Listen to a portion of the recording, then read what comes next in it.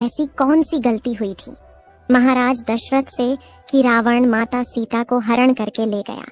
वैसे दोस्तों, बहुत से पुराणों में अलग अलग मत मिलते हैं, सभी जगह अलग अलग प्रमाण मिले हैं, लेकिन इस कहानी के माध्यम से मैं आपको बताने की कोशिश करती हूँ कि जब भगवान श्री राम, लक्ष्मण, भरत, शत्रुघ्न चारों भाइयों की शादी हो गई और बारात लौटकर वापस अपने नगर में आई, तो महाराज दशरथ ने अपनी पत्नी कौशल्या से कहा था कि कौशल्या, एक बात आप लोग हमेशा गांठ बांध कर रखें, क्योंकि आज तक आप सिर्फ और सिर्फ चारों बेटों की माँ थी और आज के बाद आप लोग माँ होने के बावजूद 4 बहुओं की सास भी बन चुकी है। तो उन्होंने महाराज दशरथ से पूछा कि क्यों? तो महाराज कहने लगे कि सास और बहू का धर्म क्या होता है। जैसे घर में बेटे की बहू आ जाए, उस घर में सास का ये धर्म बनता है कि दूसरे की बेटी हमारे घर में बहू बन करके आ रही है, और सास का ये धर्म बनता है कि उसकी रक्षा ठीक उसी प्रकार करनी चाहिए जैसे आंखों की रक्षा पलक करती है। नाना प्रकार के उपदेश दिए, बहुत तरह से उन्हें उनका धर्म समझाया। उसके बाद में 2-4 दिन निकल गए, तो एक दिन महाराज दशरथ के दिमाग में एक बात आई। महाराज ने विचार किया कि क्यों ना मैं अपनी चारों बहुओं की परीक्षा ले लूं, मेरी कौन सी बहू कितनी चतुर है। तो महाराज दशरथ ने अपनी चारों बहुओं को भगवान श्री राम, लक्ष्मण, भरत, शत्रुघ्न चारों बेटों की पत्नियों को सीता, मांडवी, श्रुतकीर्ति और लक्ष्मण की पत्नी उर्मिला, इन चारों को अपने पास बुलाया और चारों को पास में बुला करके एक बात कही। देखो बेटा, चारों तुम मेरी पुत्री के समान हो, मेरी पुत्री हो तो मेरा एक आदेश है तुम्हारे लिए, अब चारों बहुएं खड्डडी हैं। महाराज दशरथ आदेश कर रहे हैं। सभी ने कहा, कहो पिताजी, क्या देश है? महाराज ने कहा, आदेश ये है कि आज तुम चारों अलग अलग रसोई बनाओगी। तुम चारों अपने अपने हाथ से मेरे लिए खाना बनाकर लेकर आओगी और फिर देखते हैं कि कौन बहू कितनी चतुर है और कितनी जल्दी खाना लाती है। अब चारों बहू वहां से चली गई। सभी के दिमाग में यह बात आई कि मैं पहले पहुंच जाऊं, मैं पहले पहुंच जाऊं। चारों के दिमाग में एक ही बात आई और उन सभी ने भोजन बनाना शुरू कर दिया। 56 प्रकार के व्यंजन बनाकर तैयार किए गए। तो सबसे पहले भरत की पत्नी, जिसका नाम था मांडवी, वो खाना लेकर चली। उन्होंने बहुत अच्छे से थाली को सजा लिया, सारी थाली में तरह तरह के पकवान रखे और ले जाकर थाली महाराज के सामने रख दी। दोस्तों जी, चौकी पर महाराज दशरथ बैठे हुए थे, वहीं उन्होंने थाली ले जाकर रख दी और कहा, पिताजी भोजन करिए। लेकिन मांडवी एक चीज भूल गई थी कि खाना खाने वाले को खाना देने से पहले पानी भी दिया जाता है। महाराजा दशरथ ने देखा कि ये भरत की पत्नी आई है, चलो कोई बात नहीं, अभी छोटी है, नादान है, शायद अकल आ जाएगी। महाराजा दशरथ नहीं, मांडवी के हाथ से भोजन की थाली ले ली और वहीं पर रख ली और बोले, बेटा आप जाओ, हम थोड़ी देर में भोजन खा लेंगे। फिर दोस्तों, तब तक लक्ष्मण की पत्नी उर्मिला चली आई। उन्होंने भी बहुत जल्दी जल्दी में भोजन बनाया था। उर्मिला ने भी एक थाली में भोजन सजाया, साफ सफाई अच्छे तरीके से भोजन थाली में लगाया और थाली सजाने के बाद उर्मिला भी भूल गई कि महाराज दशरथ को पानी भी देना है। दोस्तों, और मिला भोजन की थाली लेकर के अपने ससुर यानी कि महाराज दशरथ के पास में पहुंच गई। अब महाराज दशरथ समझ गए कि लगता है ये भी बहू बिल्कुल ऐसी ही है। और दोस्तों, यह बात सच है कि अगर किसी को भोजन दिया जाता है तो भोजन खाने वाले को भोजन देने से पहले पानी जरूर देना चाहिए। लेकिन उर्मिला भी भूल गई। महाराजा दशरथ ने उनके हाथों से भी थाली ले ली। बोले, बेटा आप भी जाओ, भोजन हम कर लेंगे। अब दोस्तों, तीसरे नंबर पर चली शत्रुघ्न की पत्नी, जिनका नाम श्रुतकीर्ति है, और जल्दी जल्दी में भोजन उन्होंने भी बनाया। भोजन इतना सुंदर बनाया था, इतना स्वादिष्ट बनाया, जिसका कोई जवाब नहीं। लेकिन उनसे भी एक गलती हो गई। उनसे गलती ये हो गई कि श्रुतकीर्ति हाथ में भोजन की थाली लेकर के चली, लेकिन महाराज दशरथ को जल्दबाजी में जल देना ही भूल गई। महाराज दशरथ ने शुद्ध कीर्ति के हाथ से भी भोजन की थाली ले ली और वहीं पर रख ली, और वहीं पर रखने के बाद कहा, बेटा आप भी जाइए और हम थोड़ी देर में भोजन करेंगे। तीनों थाली रखी है, भारत की पत्नी की, लक्ष्मण की पत्नी की और शत्रुघ्न की पत्नी की। लेकिन महाराज दशरथ ने किसी में से एक भी ग्रास भोजन नहीं किया। इंतजार है, महाराज दशरथ विचार कर रहे हैं। जैसे भोले भाले मेरा बेटा राम है और मुझे लगता है कि उनकी पत्नी सीता भी उतनी ही भोली भाली है, क्योंकि ये वह चतुर इसीलिए भोजन बना करके जल्दी ले आई।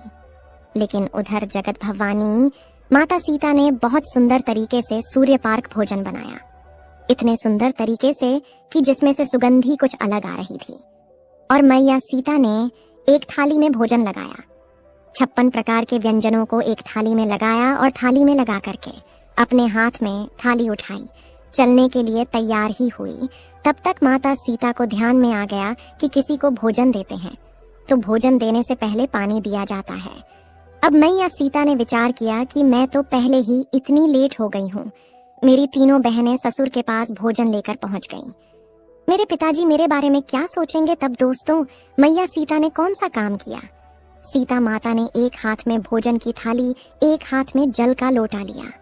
महाराज दशरथ बीच चौकी पर बैठे हुए देख रहे हैं और रसोई से जैसे ही मैया सीता एक हाथ में भोजन की थाली लेकर, एक हाथ में जल का लोटा लेकर के और रसोई की चौखट से एक पैर अंदर एक पैर बाहर रखती हैं, तो महाराज दशरथ की नजर सीता तो आ गई, लेकिन मुझे लगता है कि हाँ, वास्तव में थोड़ी देर में जरूर आई है, लेकिन मेरी बड्ढी बहू बहुत ही चतुर है।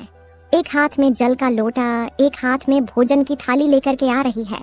तब दोस्तों क्या हुआ, सीता माता ने भी देख लिया कि मेरे पिताजी, मेरे ससुर मुझे देख रहे हैं, पता नहीं क्या जवाब देंगे। ऐसे ऐसे विचार सोचती हुई मैया सीता चली आई। तब तक क्या हुआ दोस्तों, थोड़ा सा हवा का झोंका आया और हवा के साथ एक दिन का उड्डा हुआ रहा था।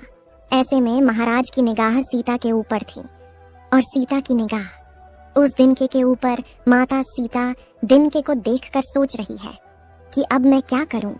इतने में ही दोस्तों वो 3 का उड़ करके खाने की थाली में गिर गया और माता सीता को तो पसीने आ गए।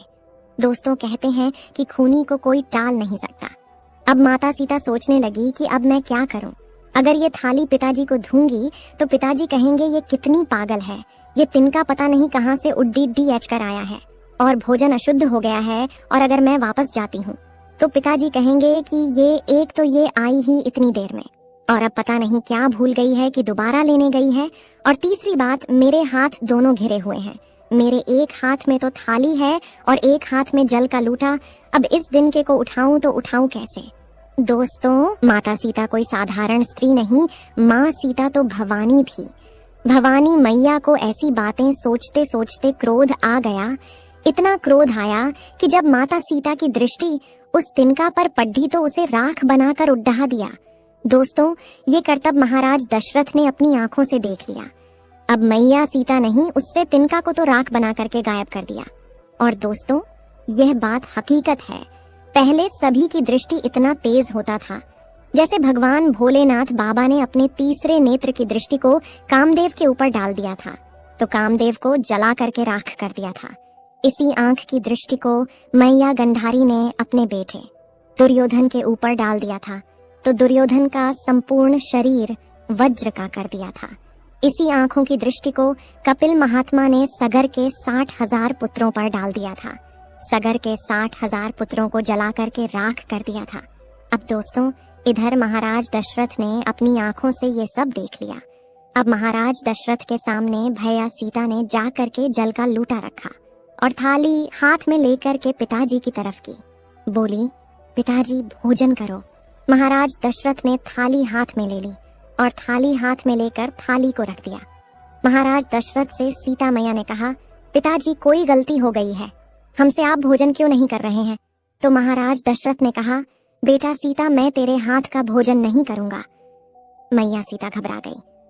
पिताजी ऐसी कौन सी भूल हो गई हमसे जो आप मेरे हाथ का भोजन नहीं करना चाहते।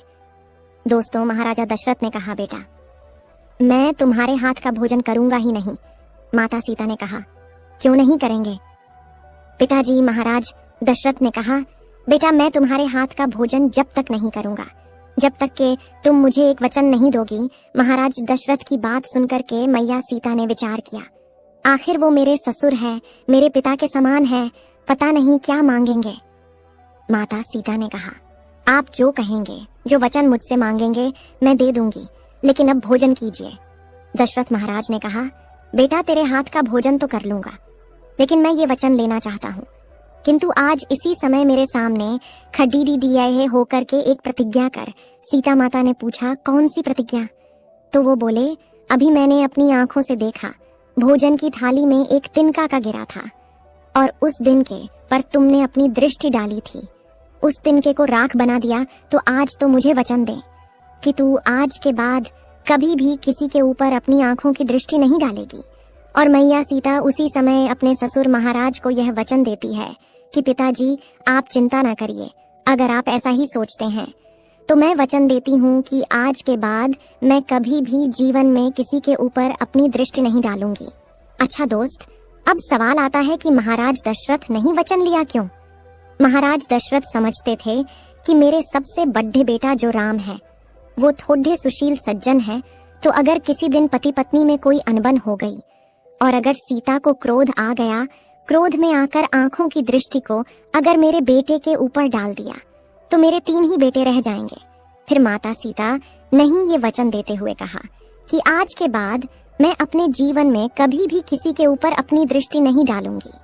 तो दोस्तों, जिस समय मैया सीता लंका में थी, रावण के यहाँ, तो जब दोस्तों रावण सीता को धमका रहा होता है तलवार लेकर के कि एक बार मेरी तरफ देख, तो मैया सीता एक तिनका की तरफ देख करके सोचती है कि अरे तिनके, अगर उस दिन तो मेरा बैरी ना हुआ होता, मेरे पिता समान ससुर मुझसे ये वचन ना लेते, तो शायद आज ये रावण मुझे धमका नहीं रहा होता, इसे मैं कब का जला करके राख बना देती। तो दोस्तों, मेरी समझ में महाराज दशरथ इसी गलती के कारण सीता जी रावण की कैद से खुद को मुक्त नहीं करवा सकती थी। तो दोस्तों, आपका इसके बारे में क्या कहना है? आप हमें कमेंट्स में आके जरूर बताइएगा। इसी के साथ मैं आशा करती हूँ कि आपको ये जानकारी पसंद आई होगी, ये घटना अच्छी लगी होगी। अगर हाँ, तो दोस्तों इस वीडियो को जल्दी से लाइक कर दें, शेयर कर दें और चैनल को सब्सक्राइब करना ना भूलें। मिलते हैं और एक नए वीडियो के साथ, तब तक के लिए आप सभी का धन्यवाद।